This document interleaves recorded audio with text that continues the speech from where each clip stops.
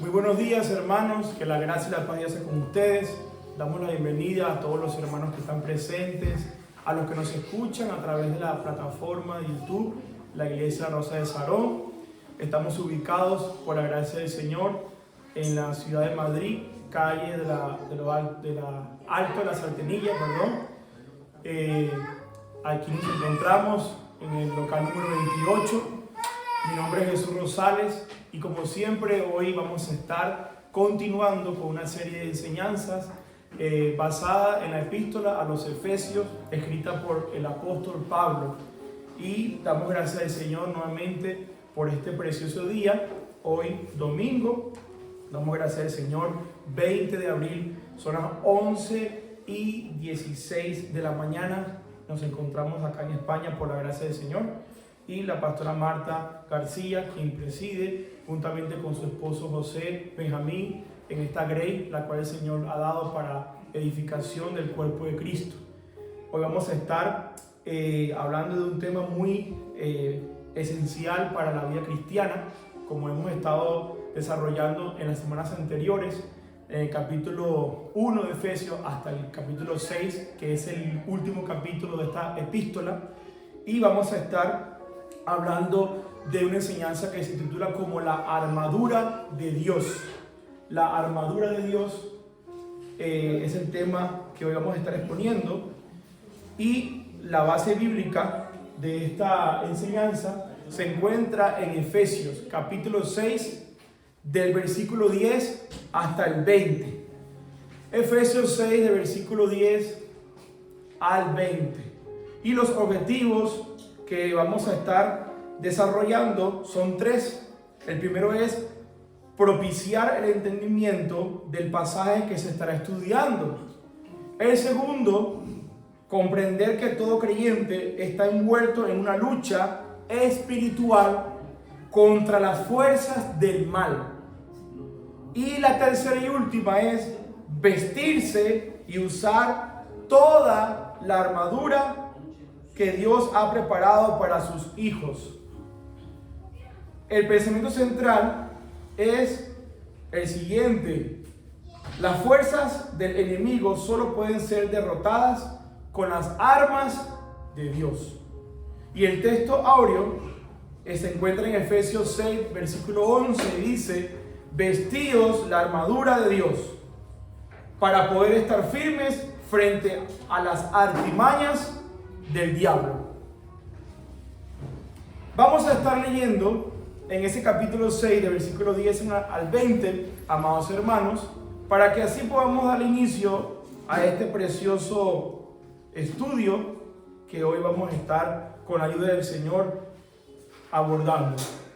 Y leemos la palabra de nuestro Señor en el nombre del Padre, del Hijo y del Espíritu Santo, y dice: por lo demás, sed fortalecidos en el Señor y en el poder de su fuerza.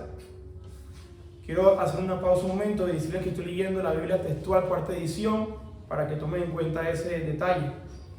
Dice: vestíos la armadura de Dios para poder estar firmes frente a las artimañas del diablo.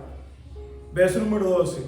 Porque no tenemos la lucha contra sangre y carne, sino contra los principados, contra las potestades, contra los gobernadores del mundo de la tiniebla, contra las huestes espirituales de maldad en las regiones celestes.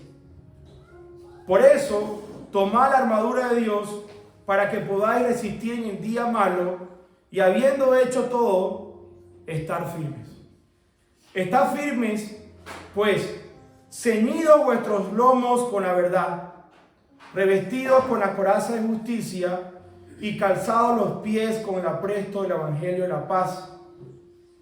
En todo, tomando el escudo de la fe, con el cual podréis apagar todos los dardos encendidos del maligno, y aceptad el yelmo de la salvación y la espada del Espíritu, que es la palabra de Dios, orando en todo tiempo en el Espíritu, mediante toda oración y súplica, velando también para ello con toda perseverancia y súplica por todos los santos, y por mí, para que me sea dada palabra al abrir mi boca, a fin de dar a conocer abiertamente el misterio del Evangelio, por el cual soy embajador en cadenas, para que valerosamente hable de él como debo hablar. Damos gracias al Señor por su bendita palabra, amados hermanos. Y como habíamos dicho, en la epístola a los Efesios fue una epístola escrita durante un periodo de encarcelamiento donde el apóstol Pablo se encontraba en Roma. La escritura nos muestra claramente que este siervo de Dios, este servidor de Jesucristo, en su gran mayoría del ministerio o el servicio que Dios le había encomendado, que era llevar el evangelio o las buenas nuevas de salvación, el apóstol Pablo, por causa de este evangelio, el cual también nosotros predicamos y que hemos creído para la gloria de Dios, Pablo también fue encarcelado. Pablo fue llevado a una prisión en Roma. Sin embargo, esto no le impidió a Pablo continuar con la encomienda del Señor. Todo lo contrario, este hombre de Dios decidió permanecer firmes en medio de esta tribulación y en medio del encarcelamiento.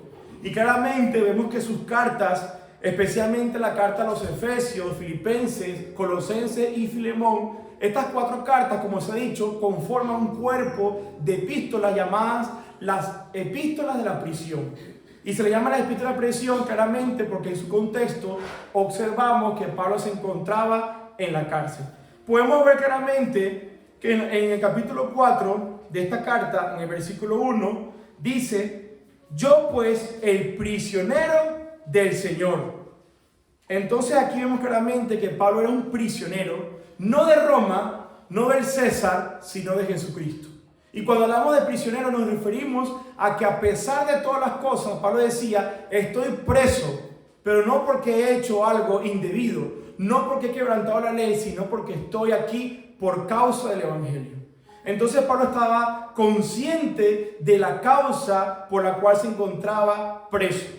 Y en este último capítulo de Efesios, Pablo culmina, pero a su vez inicia una nueva, podemos decir, temática relacionada con una armadura.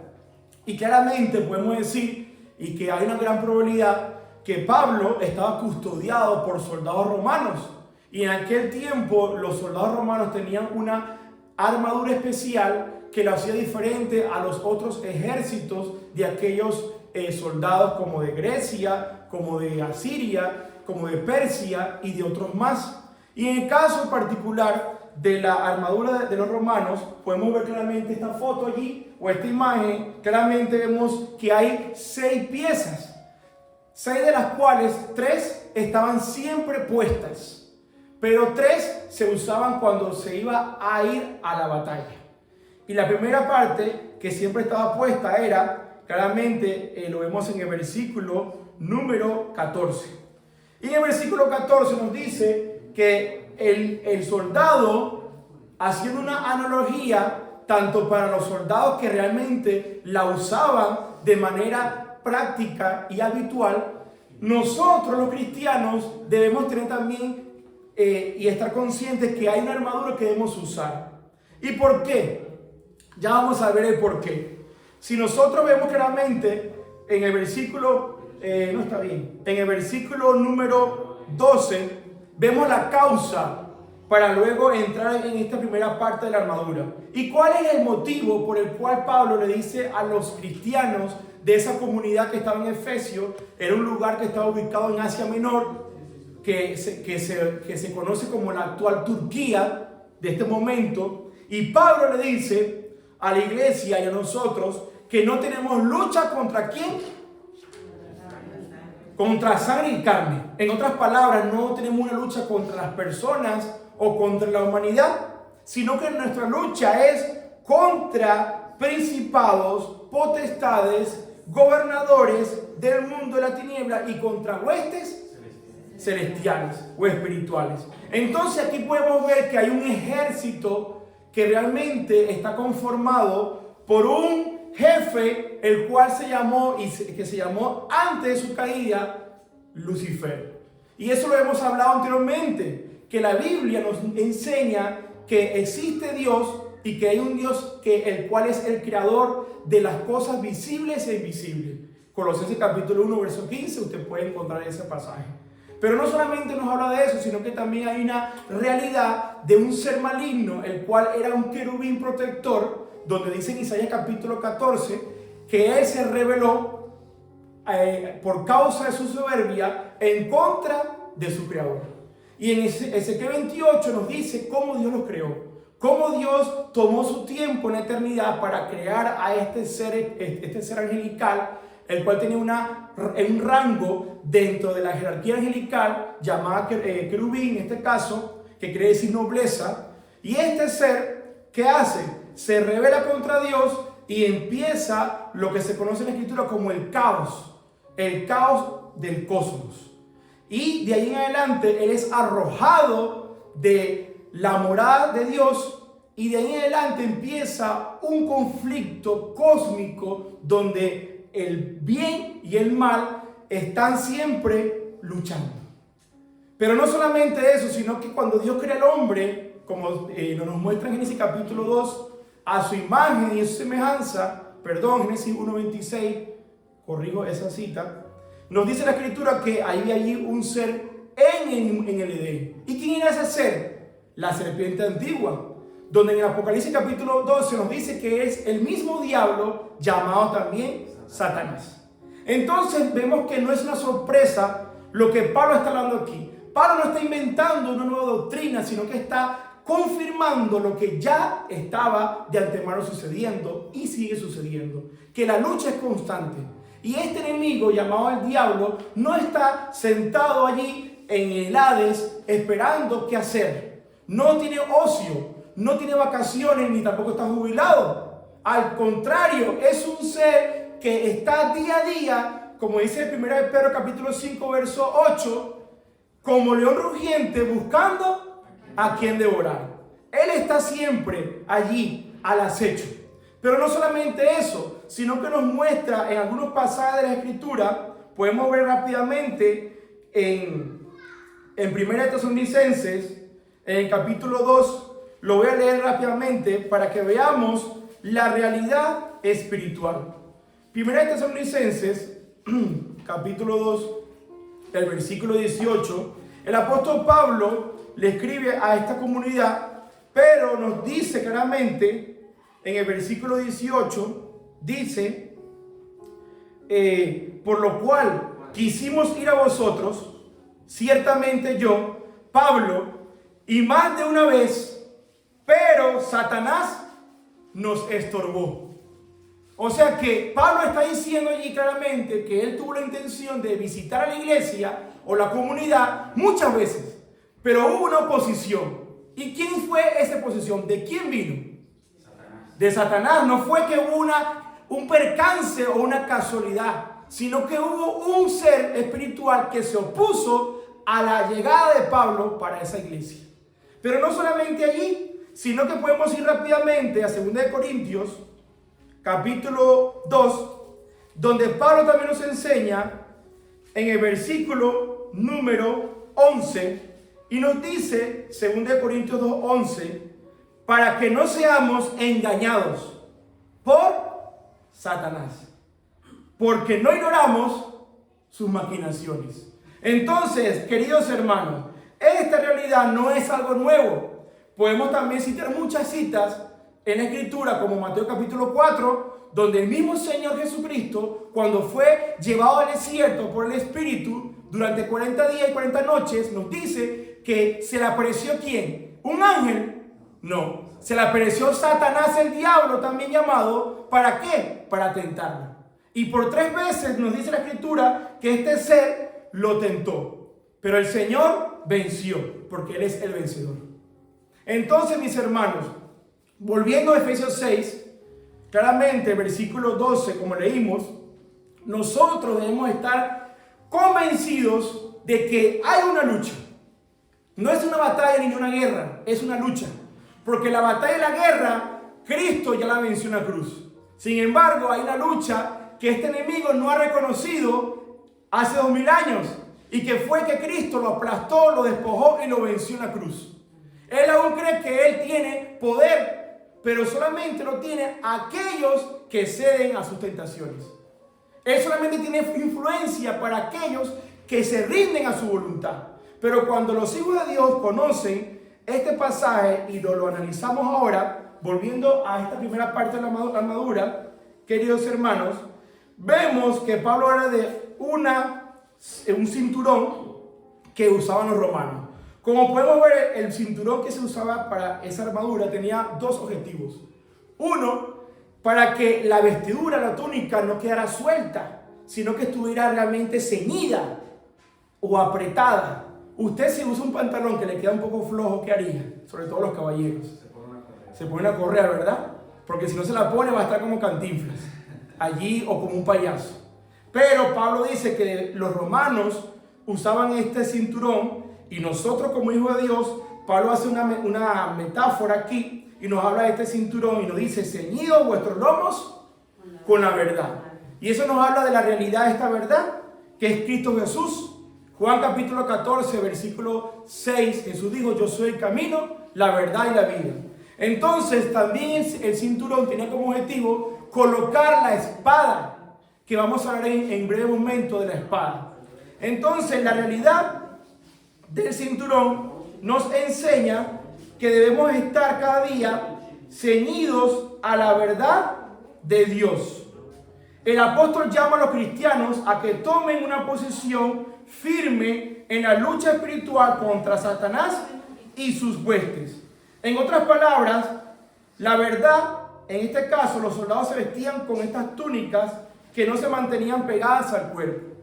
Y nosotros, como hijos de Dios, debemos saber que nosotros debemos hablar verdad, porque nada podemos contra la verdad, sino por la verdad. Ahora bien, prosiguiendo a la próxima pieza de esta armadura, recordemos que son 6, 3 estaban puestas y esta era una de ellas. El cinturón estaba ya puesto en los soldados, los otros 3 no, porque en este caso se usaban cuando era necesario o cuando iban a ir a la guerra. Vamos a la otra pieza que se encuentra en el mismo versículo y es la coraza de justicia. Esta coraza tenía como objetivo realmente poder proteger los miembros o los órganos internos del cuerpo.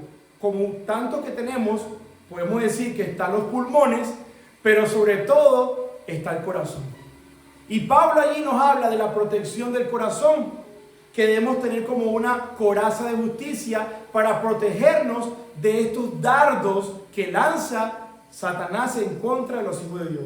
Y esta armadura lo usaban los soldados para esa protección de toda esta parte del cuerpo, sobre todo para proteger sus órganos, corazón, pulmones, riñones u otros más. Entonces, los cristianos también debemos tener esta coraza puesta para cuidar sobre todo el corazón. Bien lo dice la Escritura: sobre toda cosa guardada, guarda tu corazón. Pero en el hebreo no dice guarda solamente, dice vigila. O sea que debemos ser vigilantes en cuanto al corazón. ¿Por qué? Porque la realidad es que nosotros muchas veces somos atacados en nuestras emociones y sobre todo en el corazón. Cuando nosotros permitimos que algo entre en el corazón y no nos apercibimos de ello, podemos caer en un estado de depresión y sobre todo podemos dejar que entre una raíz de amargura. Por eso debemos cuidar el corazón y tener esta coraza, entendiendo que la justicia de Cristo está en nosotros. Una justicia perfecta que nos ha sido imputada por la fe. Romanos 5.1 lo dice: justificados pues por la fe, tenemos paz para con Dios. Esta es la justicia que Pablo también habla acá. Dos justicias: la justicia de Dios y la justicia que se refleja a través de mi vida en Cristo. Prosiguiendo a la otra parte de la armadura, y es ¿cuál? El calzado. Usted no va a salir a la calle descalzo, ¿verdad? Al menos que no tenga zapatos. Pero en este caso los romanos usaban un calzado y a la vez otro. ¿Por qué era otro? Porque no era común.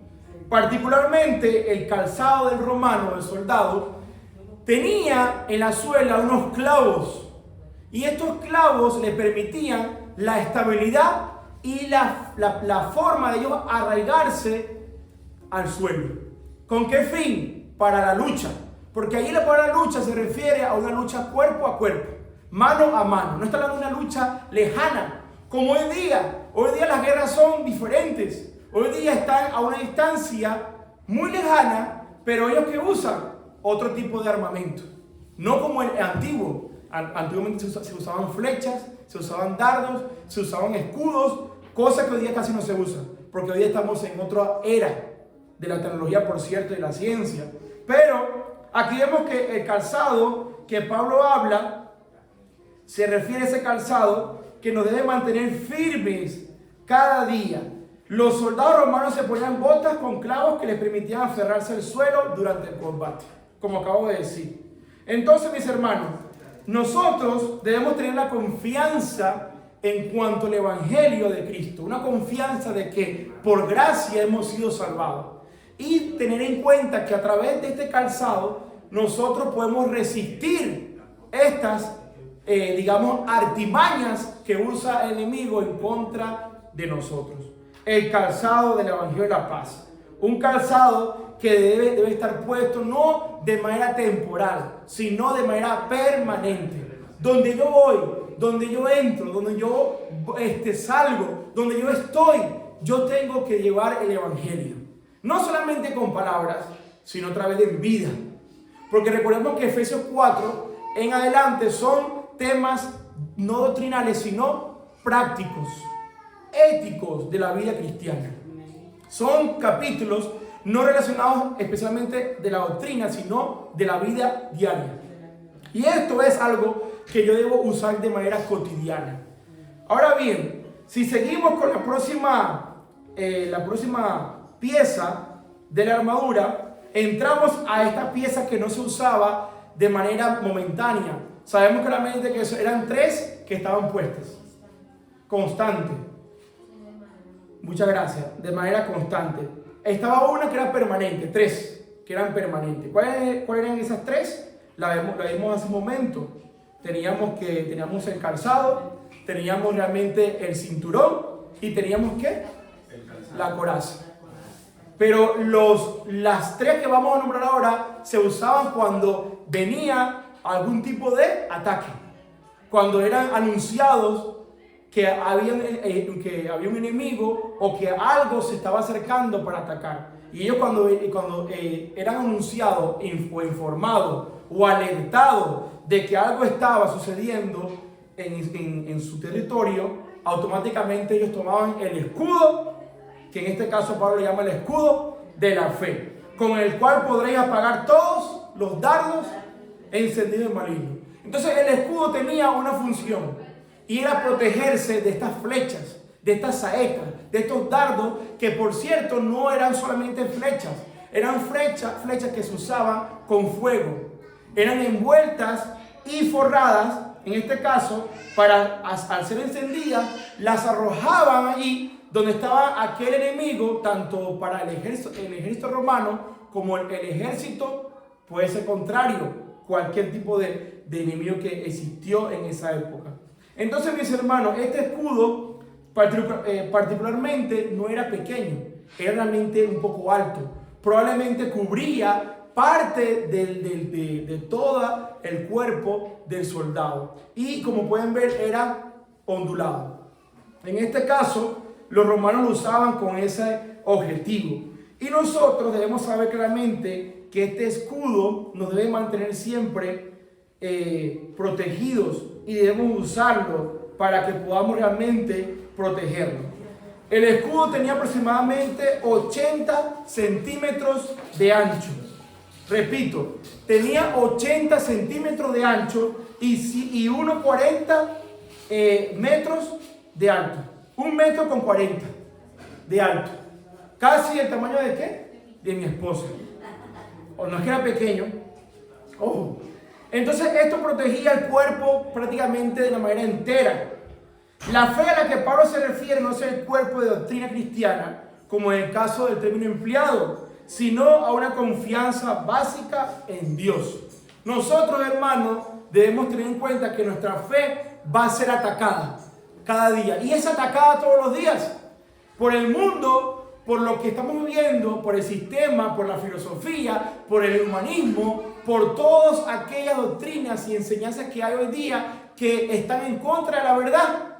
Esto es una realidad que no podemos nosotros negar. Entonces, Pablo nos aconseja que usemos este escudo de la fe para que podamos estar siempre protegidos. La Escritura nos dice en 1 de Juan, capítulo 5, versículo 4, nos dice: porque todo lo que ha nacido de Dios vence al mundo. Y esta es la victoria que ha vencido el mundo, nuestra fe. Pero no es la fe del hombre, sino la fe de Jesús, el Señor. Vamos a proseguir con la otra parte de la armadura. Amén. Con su permiso. El verso 17 de Efesios 6. Proseguimos, hermanos. Dejemos que los niños sigan haciendo sus cosas, no pasa nada. A mí eso no me distrae. Yo también fui niño y era tremendo. Si me preguntan qué yo hacía, bueno, se van a quedar sin palabras. Efesios 6, 17. Proseguimos con la próxima pieza. Y es el yelmo, el casco. El casco que Pablo llama el yelmo de la salvación. Y como pueden ver, el casco tenía una diferencia, que era como una especie de cresta que usaban ellos para diferenciarse entre los soldados. Esto también lo hacía un poco más elegante, un poco más diferente y también de identidad. Muy importante, por cierto, porque Pablo está hablando de la salvación y nosotros hemos recibido esta salvación por gracia y nos permite tener una nueva identidad. ¿Y cuál es esa identidad? Que somos hijos de Dios. Y eso nos da a nosotros la herencia, la entrada por la gracia de poder acercarnos a nuestro Dios, a nuestro Creador y decirle papá o Abba Padre, que quiere decir papito o papi. O sea que hay una relación que se establece cuando usted y yo reconocemos, nos arrepentimos de nuestros pecados y decimos: Señor, he pecado contra ti. No soy digno de esta gracia, pero cuando nosotros aceptamos a Jesús como nuestro Señor y como nuestro Salvador, Juan capítulo 1, versículo 12, Él nos da la potestad de ser llamados hijos de Dios. Entonces, amados hermanos, debemos aceptar esta gracia y reconocer que en nuestro Señor Jesús nos ha salvado de nuestros pecados y que ahora podemos entrar gratuitamente. No debemos pagar nada, por cierto, es gratis.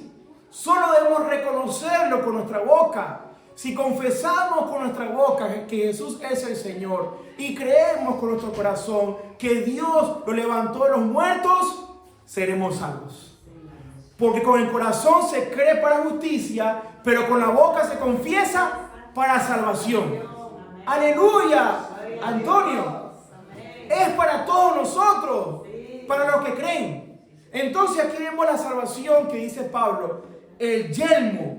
O sea, la protección de nuestra mente y corazón, Lorena, que sobre todo los jóvenes son atacados cada día en la mente y corazón. Debemos estar seguros de lo que somos. Y cuando nos paramos en este lugar, debemos saber que Dios está con nosotros. Y cuando salimos a la calle y a donde vamos, ese yelmo nos protegerá cada día de esos dardos. No solo el escudo, sino también el casco. Y los soldados usaban el casco de manera continua cuando iban a la guerra o a la batalla. Entonces aquí vemos esta realidad, que es el yelmo de salvación. Damos gracias a Dios por ese yelmo, hermano. Por ese yelmo de salvación, que también es llamado la esperanza de salvación como yelmo. Se encuentra en Isaías, lo voy a buscar rápidamente, 59. Isaías 59, lo voy a leer rápidamente, nos habla un poco de ese yelmo. Isaías 59, versículo 17. Y nos dice la escritura: se vistió con la coraza de justicia y con yelmo de salvación en su cabeza. Se vistió con vestidura de venganza y se cubrió de celo como de un manto. Aquí está hablando de Jesucristo. Porque recordemos que esta armadura no es física, no es una armadura visible, es una armadura espiritual, es una armadura que usted y yo nos ponemos cada día. Cuando oramos, cuando salimos de nuestras casas, debemos orar al Señor para ser vestidos cada día de toda la armadura de Dios. No es que yo voy a salir con el yelmo y dejo el cinturón a un lado y dejo el calzado debajo de la cama y dejo allí la coraza guindada con el gancho de ropa. No, toda la armadura, hermano. Usted cómo se viste, usted no se viste incompleto, ¿verdad? Usted se pone la ropa interior, se pone toda la ropa que tiene externamente, todo se lo pone. Y así debe ser la armadura. Pero los hijos de Dios muchas veces salen a la calle sin la armadura. Y muchas veces son atacados por pensamientos, por dardos emocionales y por tantas cosas. Y a veces dice, hoy el día estuvo un poco raro, porque no salió con la armadura de Dios. Y hoy Dios nos dice que debemos vestirnos de toda la armadura de Dios. Amén. Proseguimos con la otra armadura, y es la espada del Espíritu. Para ir finalizando, nos dice, y la espada del Espíritu, que es la palabra de Dios. Y tenemos un gran ejemplo, y está en Mateo 4, cuando Cristo Jesús fue tentado en el desierto. El Señor no usó pensamientos humanos, no usó ejemplos, sino que usó la palabra de Dios. Y lo dijo claramente, escrito está. Dando a entender que solamente la palabra es lo único que usamos nosotros como arma. Hebreos capítulo 4, versículo 12 nos dice, porque la palabra de Dios es viva y eficaz, y más cortante que toda espada de doble filo. Porque hay una espada que se usaba para hacer un corte, pero otras se usaban para hacer dos cortes. En este caso, esta espada tenía un solo corte, un solo filo. Y eso habla de la precisión de nosotros tenerla y saberla usar para atacar al enemigo a través de la palabra de Dios. Y esta espada no era una espada larga que usted y yo quizás nos imaginamos. Era una daga. Tenía aproximadamente de 15 a 40 centímetros de largo. En otras palabras, era una lucha de cuerpo a cuerpo. Por eso era corta, porque le permitía poder moverla. No pesaba tanto como otras espadas que eran difíciles por el peso, y para poder usarla costaba un poco más. Esta espada era estratégica. Era una espada única y la tenían puesta en el cinturón. Y por esa razón, el cinturón tenía la habilidad y la facilidad de poder sostenerla. De manera que cuando llegaba el enemigo, ellos solamente la sacaban y usaban de inmediato para atacar al enemigo. Entonces la palabra de Dios debe ser usada como esa daga, de manera precisa y rápida. No quedarnos allí estáticos diciendo ¿qué hago? ¿Qué hago? Estoy mal, estoy en depresión. No, hermanos, cuando vengan los ataques, los dardos de fuego maligno, usted debe usar la palabra de Dios y resistir a esos ataques. La palabra de Dios nos dice, someteos pues a Dios, resistir al diablo y de vosotros huirá. Pero si usted no usa la palabra, si usted no se rinde a Dios, ¿cómo usted va a poder atacar al enemigo? ¿Cómo usted va a poder defenderse? Y por último, y que podemos decir que es lo más importante, porque esto es lo que nos permite poder estar no solamente vestidos, sino cubiertos y llenados, es de la oración. La oración, hermanos. Y nos dice orando en todo tiempo. O sea que la oración no es de manera momentánea, es en todo tiempo, en el Espíritu. Porque nosotros no oramos con nuestra fuerza y solamente con nuestra mente. Oramos a través del poder y de la guía del Espíritu Santo. ¿Dónde se encuentra eso, hermano Jesús? Bueno, vamos rápidamente a Romanos capítulo 8, el versículo 26 nos dice, y asimismo también el Espíritu ayuda nuestra debilidad. Porque muchas veces cuando nos levantamos en la madrugada, la sábana como que nos quiere ganar, ¿verdad? Decimos, esta sábana está muy fuerte, me cuesta levantarme, Antonio. Y el frío, y la cosa, el calorcito, la broma, y el sonido del frío, de todo aquello. Entonces el Espíritu Santo, ¿qué hace? Nos habilita, nos levanta y nos quita el sueño a veces y nos dice, levántate porque debes orar. Y dice el Espíritu Santo aquí, a través de Pablo, y asimismo también el Espíritu ayuda a nuestra debilidad. Pues no sabemos qué orar como conviene, pero el Espíritu mismo intercede con gemidos indecibles. O sea que es el Espíritu Santo que ora en nosotros. No es que nosotros no podamos orar, sino que nosotros sin el Espíritu Santo no podemos hacer nada. Y Pablo nos dice que debemos orar siempre en el Espíritu mediante toda oración y súplica. O sea que la oración puede estar dividida. No solamente en una oración normal, puede ser súplica, intercesión, puede ser una oración en adoración, puede ser una oración en gemidos, que es una cosa maravillosa, por cierto.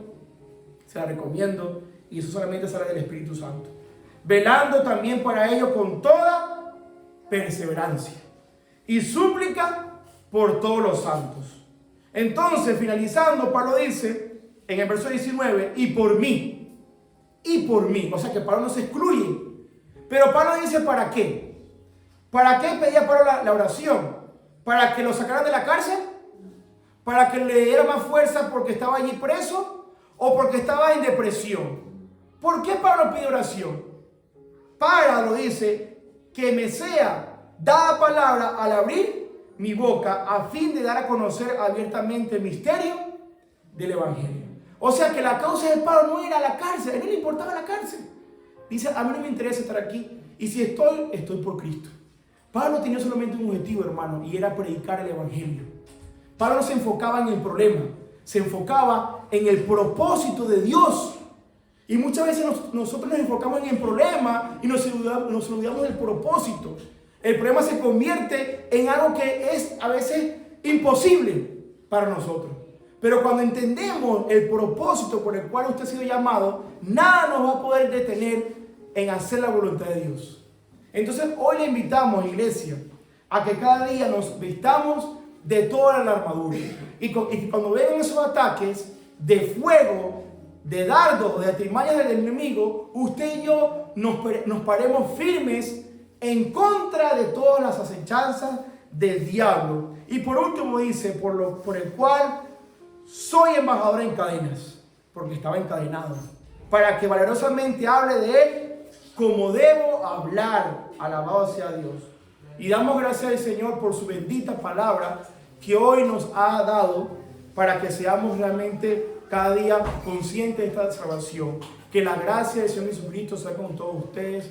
Muchas gracias, hermanos. Amén.